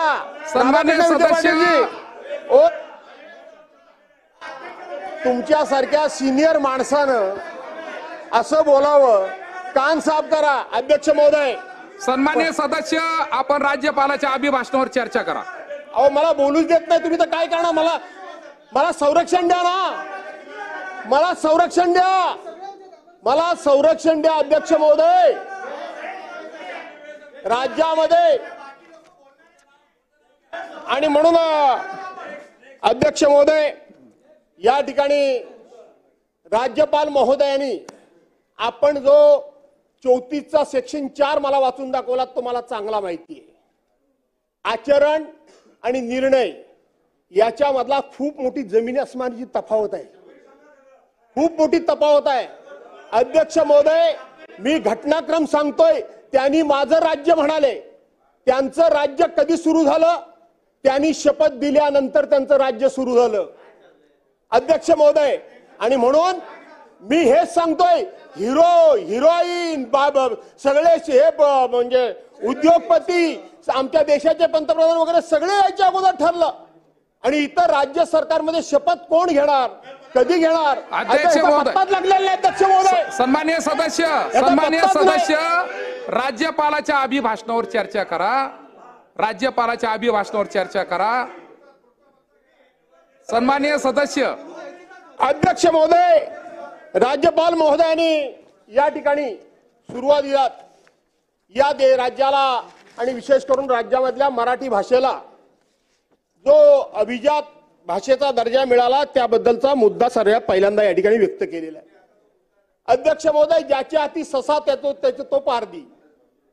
मुळामध्ये एवढं सगळं बहुमत असताना सुद्धा विरोधी पक्षाचे विचार ऐकून घेण्याची या लोकांच्याकडं जी एक वैचारिक लेवल लागते, लेवल, मी पात्रता नाही म्हणालो, लेवल, तीच मुळामध्ये नाहीये. आणि म्हणून अध्यक्ष महोदय, राधाकृष्ण विखे पाटलांसारख्या माणसांनी सातत्यानं अशा पद्धतीने उभं राहणं हे काही शोभा देणारं नाहीये. मी कुठलाही अजिबात शोभा देणारं नाहीये. मंत्री महोदयाला बोलू द्या. तुम्ही बसा. अध्यक्ष महोदय, सन्माननीय सदस्य, मंत्री महोदयाला बोलू द्या. भास्करराव जाधव मंत्री महोदयाला बोलू द्या. सदस्य, ज्येष्ठ सदस्य आहेत, त्यांनी सुद्धा मला वाटतं, मी मगाशी म्हटलं, सभागृहाची गरिमा ठेवली पाहिजे. एवढं अध्यक्ष महोदय, इतकं मोठं मताधिक्य, एवढा मोठा जनाधार आपल्याला मिळालेला आहे, तो त्याचा स्वीकार करा ना. आपण एवढे वैफल्यग्रस्त होऊ नका. आपण एकदा जनतेचा निर्णय मान्य करा. आणि अध्यक्ष महोदय, आपण आता आमची वैचारिक पात्रता काय आहे, वैचारिक पातळी काय? अध्यक्ष महोदय, आमची सन्मान्य सदस्यांना माझी एवढी सूचना आहे की आपण अध्यक्ष महोदय आपल्या बौद्धिक दिवाळखोरीचं लक्षण या ठिकाणी उगाच कसं दाखवतो तुम्ही आम्हाला. आपण चांगलं काम करा. आपण चांगलं अध्यक्ष महोदय, चांगलं राज्यपालाबद्दल बोला अध्यक्ष महोदय. म्हणून जे आक्षेपार्ह अध्यक्ष महोदय विधान आहेत, शब्द आहेत अध्यक्ष महोदय, आणि अशा पद्धतीने आक्षेपार्ह जर सन्मान्य सदस्य बोलत असतील अध्यक्ष महोदय, आम्हाला मान्य नाही. आपण त्यांना समज द्या अध्यक्ष महोदय, एवढी आमची विनंती आपल्याला. सन्माननीय सदस्य, राज्यपालाच्या अभिभाषणावर फक्त चर्चा आपण त्या ठिकाणी सुरू करावी. 2 मिनिटांमध्ये कंटिन्यू करा. सन्माननीय सदस्य, आता मला सांगा, मी आपल्या मराठी भाषेला अभिजात भाषेचा दर्जा मिळाला हा मुद्दा मी काढला, त्याच्यावर राधाकृष्ण विखे पाटील साहेबांनी माझ्याबद्दल काय उद्गार काढले? हे संसदीय आहेत? हे संसदीय आहेत? मी मराठी भाषेच्या अभिजात दर्जाबद्दल बोललो अध्यक्ष महोदय. राज्यपाल महोदयांनी त्याचा पहिल्यांदाच उल्लेख केला, हा शब्द माझा आला आणि लगेच ते उठले. अध्यक्ष महोदय, आपण देखील मला संरक्षण दिलं पाहिजे. आपण मला संरक्षण दिलं पाहिजे अध्यक्ष महोदय. त्यांचा मराठी भाषेबद्दल एवढा जर राग असेल त्यांचा, तर माझा नाईलाज आहे अध्यक्ष महोदय. त्यांना मराठी भाषेबद्दल एवढा द्वेष असेल, त्यांना मराठी भाषेबद्दल एवढा तिरस्कार असेल, तर त्यांनी मराठी भाषेबद्दल अभिमान आहे. अध्यक्ष महोदय, मराठी भाषेबद्दल यांचं किती प्रेम आहे. 2.5 वर्ष राज्याचे मुख्यमंत्री झाल्याच्या नंतरही अध्यक्ष महोदय यांचं सरकार होतं, त्यांनी किती मराठी भाषेचा आदर केला अध्यक्ष महोदय आम्हाला कल्पना आहे. आमचा मुळात अध्यक्ष महोदय मराठी भाषेला अभिजात दर्जा मिळाला तो आपल्या सरकारने दिला. आमच्या अध्यक्ष महोदय, आमच्या सरकारने तो मान्य करून घेतला. यांचा काही अधिकार नाही, यांचा काही संबंध नाही. पण अध्यक्ष महोदय, मूळ राज्यपालांच्या एकूण अधिकार कक्षेवर राज्याच्या स्थापनेच्या संदर्भामध्ये माननीय प्रधानमंत्री जे येणार आहे शपथविधीला अध्यक्ष महोदय, हा जो काही हिरोईनला बोलवणार आहेत अध्यक्ष महोदय, हा काही राज्यपाला भाषणाचा मुद्दा होऊ शकत नाही. सन्मान्य भास्कररावजी, माझी आपल्याला या निमित्तानं विनंती आहे, आपण कृपया विषयाला धरून बोला. अन्यथा अध्यक्ष महोदय, याविषयी त्यांना चर्चाच करायची नाही अध्यक्ष महोदय. त्यांना मुद्दा या सरकारचा अपयश पचवता येत नाही अध्यक्ष महोदय. म्हणून त्यांना ते अध्यक्ष म्हणून माझी विनंती आहे की त्यांचे जे भाषण आहेत ते मुद्द्याला धरून असावं अध्यक्ष महोदय, एवढी आपल्याला विनंती आहे. मंत्री महोदय. अध्यक्ष महोदय, मी कलम 59 वाचून दाखवतो आपल्याला. 1 मिनिट अध्यक्ष महोदय. की राज्यपालाच्या अभिभाषणावर चर्चेकरता वेळ व चर्चेची व्याप्ती. अध्यक्ष महोदय, अध्यक्ष सभागृहाच्या नेत्याशी सल्लासमत करून संविधानाच्या अनुच्छेद 176 खंड 1 अन्वये राज्यपालांनी केलेल्या अभिभाषणात उल्लेख केलेल्या बाबीवर चर्चा करण्यासाठी वेळ नमूद करेल. नंबर 1. दुसरं, असा एक अगर त्या दिवशी कोणत्याही दिवसाच्या भागात एखाद्या आभार प्रदर्शन प्रस्तावावर दुसऱ्या सदस्याला अनुमोदन दिल्यावर अभिभाषणातील उल्लेख केलेल्या बाबीवर चर्चा करण्याची विधानसभेत मोकळीक असते. सन्मान्य सदस्याला जे काही बोलायचं आहे ते अभिभाषणामध्ये केलेल्या मुद्द्यांच्या बाहेर त्यांना जाता येत नाही. त्यामुळे मी आपल्याला सांगतो की पूर्ण त्यांच्या भाषणातील जेवढं काही मजकूर आहे जे या अभिभाषणातील मुद्द्यांच्या बाहेर आहे ते पूर्णच्या पूर्ण आपण काढून टाकावं आणि या नियमाचं पालन करावं अशी माझी हरकत आहे. चला सर, सन्माननीय सदस्य कंटिन्यू करता. आणि म्हणून अध्यक्ष महोदय, मराठी भाषेला अभिजात भाषेचा दर्जा मिळाला या संदर्भामध्ये अध्यक्ष महोदय या ठिकाणी उल्लेख आहे. मराठी माणूस म्हणून, महाराष्ट्र म्हणून, मराठी भाषेचा अभिमान म्हणून आपल्या सर्वांनाच अभिमान आहे. पण अध्यक्ष महोदय, त्याच्यामध्ये ज्याच्या हाती ससा तो पारधी ही वस्तुस्थिती खरी आहे. तुमच्या कारकिर्दीमध्ये मिळालं आणि म्हणून त्याचं तुम्ही कौतुक करणं, त्याचं श्रेय घेणं हे समजू शकतो. परंतु या मराठी भाषेला अभिजात भाषेचा दर्जा मिळावा याच्याकरता अनेकांनी अनेक वर्षांपर्यंत प्रयत्न केलेले. खास करून आमच्या मागच्या सरकारमध्ये आमचे मराठी भाषा मंत्री आदरणीय सुभाषराव देसाई हे ज्या वेळेला मंत्री होते, आता इकडची मंडळी त्यावेळेला मंत्रिमंडळामध्ये तिकडे होती, ते म्हणतील ते वाईटच काम झालं, चांगली म्हणणार नाहीत. आणि म्हणून त्यावेळेला सुद्धा लाखो पत्र तयार करून या ठिकाणी या मराठी भाषेला अभिजात भाषेचा दर्जा मिळावा याकरता पाठवण्यात आलं. आपल्याला आठवत असेल, बाहेर एक प्रदर्शन भरवलं गेलं होतं. मराठी भाषेची 5000 वर्षापूर्वीची परंपरा, मराठी भाषेचा इतिहास या सगळ्याचं एक जबरदस्त बोलकं दालन, मग ते फोटोग्राफीच्या माध्यमातून असेल, ते स्लायडिंगच्या माध्यमातून असेल, ते वेगवेगळ्या प्रसार माध्यमाच्या माध्यमातून असेल. अध्यक्ष महोदय, त्यांनी सुद्धा या ठिकाणी खूप मोठ्या प्रमाणामध्ये प्रयत्न केला. या सभागृहामध्ये, वरच्या सभागृहाचे सदस्य सन्मान्य दिवाकरजी रावते साहेब यांनी या विषयावर 7.5 तास भाषण केले की मराठी भाषेला. आणि म्हणून अशा पद्धतीने ह्या मराठी भाषेला अभिजात भाषेचा दर्जा मिळावा याच्याकरता अनेकांचं योगदान आहे. पण तरी सुद्धा आज आमच्या मराठी भाषेला अभिजात भाषेचा दर्जा मिळाला, त्याबद्दल मी मनापासून या ठिकाणी अभिनंदन करतो, सरकारचं कौतुक करतो. आणि ज्यांनी प्रयत्न केले त्या सर्वांचं हे श्रेय आहे, हे देखील मी या ठिकाणी नमूद करतो. अध्यक्ष महोदय, इथं आपण जर बघितलं तर माझी लिंक तोडण्याचं काम तुम्ही जाणीवपूर्वक केलं, मला माहित आहे. हे सरकार काय म्हणतं अध्यक्ष महोदय, की सरकार राजमाता जिजाऊ छत्रपती शिवाजी महाराज, भारतरत्न डॉक्टर बाबासाहेब आंबेडकर, भगवान बिरसा मुंडा, महात्मा ज्योतिबा फुले, क्रांतीज्योती सावित्रीबाई फुले, पुण्यश्लोक अहिल्याबाई होळकर, राजश्री शाहू महाराज आणि इतर महान पुरुष व समाज सुधारक यांच्या आशीर्वादानं पालन करणार आहे. अध्यक्ष महोदय, या भाषणामध्ये मला खेद वाटतो, मला खेद एवढ्या करता वाटतो. आणि राज्यपालांच्या अभिभाषणावर खेद हा शब्द वापरण्याचा आम्हाला कायद्याने अधिकार आहे. मला खेद एवढ्या करता वाटतो की या ठिकाणी छत्रपती शिवाजी महाराजांचं आणि सगळ्या महान पुरुषांचं, समाज सुधारकांचं, राष्ट्रपुरुषांचं नाव घेतलं गेलं. अध्यक्ष महोदय, या राज्यामध्ये 50 वर्षापूर्वी, 80 वर्षापूर्वी छत्रपती शिवाजी महाराजांचा पुतळा असेल, ताराबाई राणींचा पुतळा असेल, आणखीन कोणाचा आंबेडकरांचा पुतळा असेल, शाहू महाराजांचा पुतळा असेल, महात्मा ज्योतिबा फुलेंचे पुतळे असतील, यांचे 50, 60, 70 वर्षापूर्वीचे पुतळे आजही दिमागदारपणे, आजही ताटमानेनं, आजही वारा वादळ, काहीही प्रसंग येऊ द्या, कोणतंही नैसर्गिक संकट येऊ द्या, ताठमानेनं उभे आहेत. पण 8 महिन्यापूर्वी त्या सिंधुदुर्ग, राजकोटमध्ये, मालवणमध्ये छत्रपती शिवाजी महाराजांचा पुतळा उभा केला. अध्यक्ष महोदय, तो पुतळा ज्या पद्धतीनं पडला, भ्रष्टाचारामुळे पडला. अध्यक्ष महोदय, माझ्या छत्रपती शिवाजी महाराजांच्या त्या पुतळ्याचे अवशेष ज्यावेळेला माझ्यासारख्या माणसानं डोळ्यानं बघितले, अध्यक्ष महोदय, आजकालच्या बजेटमध्ये त्याला 36 कोटी रुपयाची तरतूद सरकारनं केली. सप्लिमेंटरी बजेटमध्ये 36 कोटी रुपयाची तरतूद करून त्या ठिकाणी पुतळा उभा राहणार आहे छत्रपतींचा, याचा आम्हाला अभिमान आहे. परंतु अवघ्या 8 महिन्यामध्ये उभा केलेला छत्रपती शिवरायांचा महाराष्ट्रामध्ये केलेला पुतळा हा कोसळू कसा शकतो, पडू कसा शकतो? अध्यक्ष महोदय, याच्याबद्दल सरकार काही शोधकाम करणार आहे की नाही, याच्याबद्दल आमचे राज्यपाल महोदय खेद व्यक्त करणार आहेत की नाही? अध्यक्ष महोदय, हा माझ्या दृष्टीने महत्वाचा प्रश्न आहे. अध्यक्ष महोदय, मी बघायला गेलो त्या ठिकाणी, आमचे नेते गेलेच होते, त्यावेळच्या प्रकाराबद्दल मी आता बोलत नाही, पण मी बघायला गेलो. अध्यक्ष महोदय, तिथलं काम इतकं निकृष्ट दर्जाचं काम आहे. तिथे जांभा दगड जो कोकणामध्ये मिळतो त्याचं फ्लोरिंग तयार केलेलं आहे, चालताना सुद्धा माणसाला ठेचा लागतात, इतक्या पद्धतीचं ते फ्लोरिंगचं काम आहे. अध्यक्ष महोदय, भिंती ज्या आहेत त्या भिंतींना असा हात लावला, तिथली सफेद वाळू वापरून त्या ठिकाणी त्या भिंती तयार केलेल्या आहेत. अध्यक्ष महोदय, ज्या दिवशी त्या पुतळ्याचं अनावरण झालं त्या दिवशी शेजारच्या घरातून लाईट आणला गेला होता, तो पुतळा पडला म्हणून मी बघायला गेलो, तोपर्यंत तिथं लाईट सुद्धा अध्यक्ष महोदय आलेला नाही.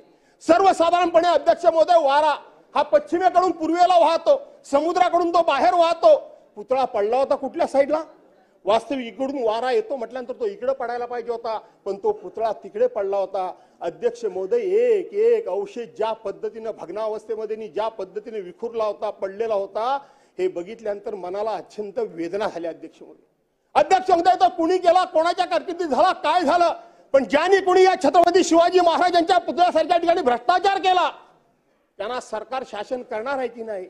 आणि तो पुतळा उभा करण्याबद्दल तुम्ही कराच, परंतु त्याबद्दल राज्यपाल महोदय काही खेद व्यक्त करणार आहेत की नाही, हा आपण विचार या ठिकाणी केला पाहिजे. अध्यक्ष महोदय, महाराष्ट्र राज्याचं एकंदरीत उत्पन्न जे आहे, देशाच्या सकल उत्पन्नाच्या 14% उत्पन्न हा एकटा महाराष्ट्र देतो, असंच राज्यपाल महोदय म्हणतात.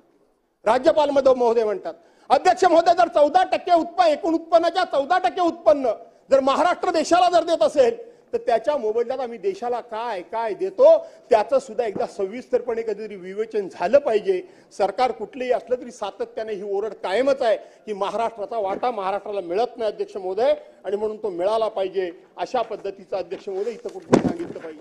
अध्यक्ष महोदय, राज्यपाल महोदयांच्या भाषणामध्ये रोजगार निर्मिती करता आम्ही काय काय करतो आहोत, कशा पद्धतीने रोजगार निर्मिती करतो, पण अध्यक्ष महोदय मला खेद वाटतो, राज्यपाल जर महोदय असे म्हणाले असते की गेल्या 2-2.5 वर्षामध्ये या महाराष्ट्रामध्ये होऊ घातलेले उद्योग हे परराज्यामध्ये किती गेले, हे जर राज्यपालांनी त्याचा उल्लेख केला असता तर अध्यक्ष महोदय जरा बरं झालं असतं.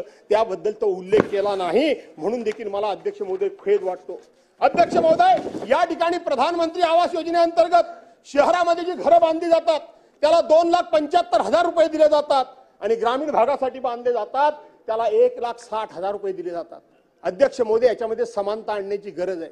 आपण शहरामध्ये 2,75,000 रुपये देतो आणि ग्रामीण भागामध्ये 1,60,000 रुपये देतो. आपलं कदाचित असं म्हणणं असेल की शहरामधले जमिनीचे भाव आणि ग्रामीण भागातल्या जमिनीचे भाव याच्यामध्ये तफावत आहे, पण अध्यक्ष महोदय, जी काही त्याच्या ठिकाणी ते घरं बांधण्याकरता म्हणून सामुग्री गोळा करावी लागते, जी काही वस्तू सिमेंट असेल, स्टील असेल, वाळू असेल, आणखीन जे साहित्य आहे ते साहित्य सगळं शहरातूनच ग्रामीण भागामध्ये घेऊन जावं लागतं मंगलप्रभात लोढाजी.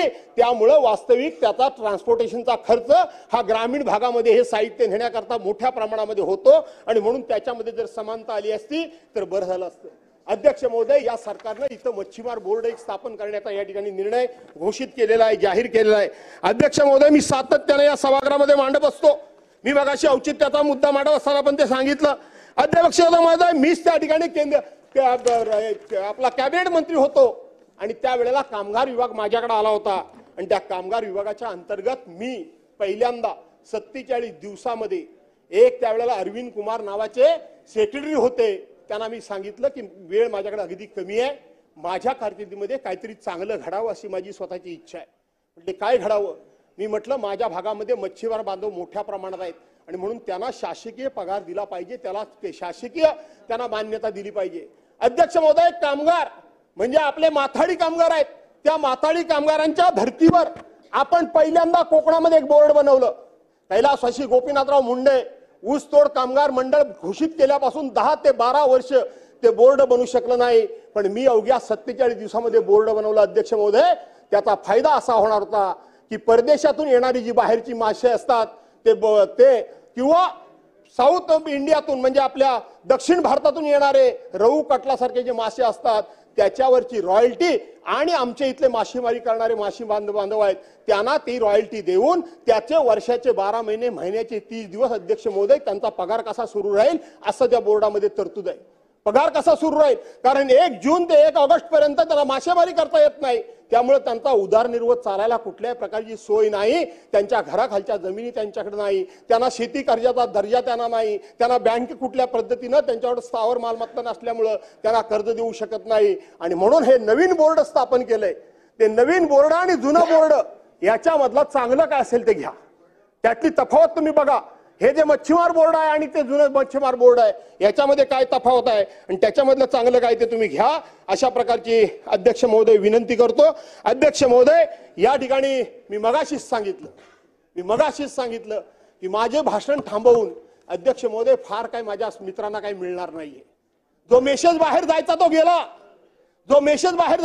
अध्यक्ष महोदय, जे लोकांना कळायचं ते कळलं की इतक्या पद्धतीचं पार्श्वबहुमत मिळाल्यानंतर सुद्धा वैचारिक पातळी किती घसरलेली आहे लोकांची हे यातून स्पष्ट झालं. आणि म्हणून अध्यक्ष महोदय, मी या ठिकाणी विरोधी पक्षाच्या वतीनं सरकारच्या काही गोष्टी लक्षात जर आणून दिल्या असत्या तर सरकारला त्या दुरुस्ती करण्याकरता आणि सरकारची लोकप्रियता वाढण्याकरता म्हणून टीका म्हणून समजा, परंतु त्या मार्गदर्शक सूचना म्हणून समजून जर स्वीकारल्या असत्यात तर त्याच्यामध्ये तुम्हालाच त्याचा फायदा झाला असता. पण तुमची ती मानसिकता नाही आणि म्हणून लोकशाहीमध्ये अशा पद्धतीने तुम्ही वागलात. याबद्दल तुमचं राज्यपाल कौतुक करतात, त्याचा मी खेद व्यक्त करतो. या ठिकाणी थांबतो. जय हिंद, जय महाराष्ट्र. सन्माननीय